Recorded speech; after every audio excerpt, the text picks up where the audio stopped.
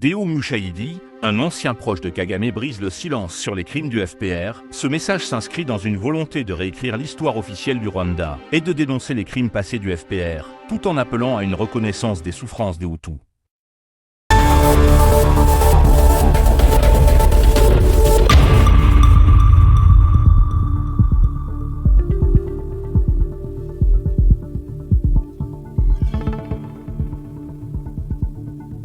Le message de Deo Mushahidi, ancien membre du FPR et proche de Paul Kagame, vise plusieurs objectifs: dénoncer le rôle du FPR dans les violences passées. Mushahidi met en lumière la contradiction d'un mouvement, le FPR qui a déclenché la guerre au Rwanda, puis pourchassé des réfugiés Hutus en République démocratique du Congo et Zaïre, tout en prétendant ne pas avoir commis de crime.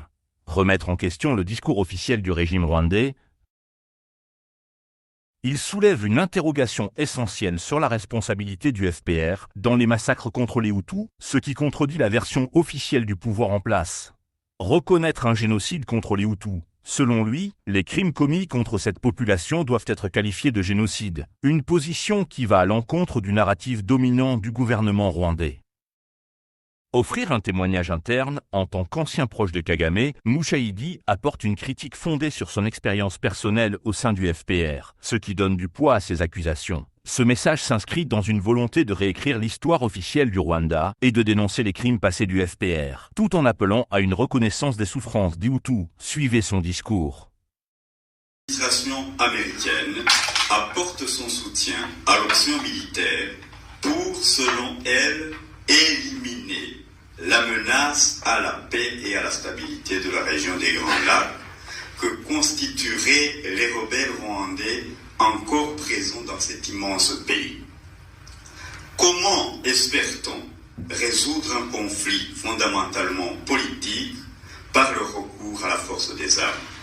Car, on ne le dira jamais assez, loin d'en être la cause, la présence en RDC, en République démocratique du Congo, donc des milliers de réfugiés rwandais, dont des rebelles en armes, est une conséquence du génocide qui, selon le régime de Kigali, a été commis au Rwanda du 1er octobre 1990 au 31 décembre 1994. Ça, c'est la constitution actuelle.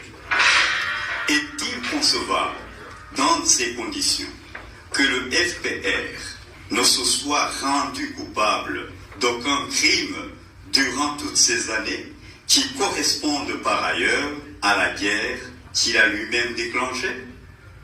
Dans le communiqué sanctionnant le dialogue intra-rwandais d'Amsterdam du 12 au 14 octobre 2007, les participants Hutus, Tutsis ainsi que des facilitateurs espagnols ont affirmé en substance que les crimes, je cite, les crimes commis contre les Hutus sont également des crimes contre l'humanité de grande ampleur, voire des crimes de génocide. Et ont demandé à l'ONU, ce sont les participants d'Amsterdam, ont demandé donc à l'ONU de remettre sur la table le dossier rwandais pour établir les circonstances et les responsabilités du génocide rwandais et clarifier la nature des crimes commis contre tous les Rwandais depuis 1990 et les crimes commis contre les Congolais et les réfugiés Hutus. Merci d'avoir suivi cette analyse sur notre chaîne InfoFlex News. Si vous avez aimé, pensez à liker, commenter et surtout à vous abonner pour ne rien rater des prochaines vidéos.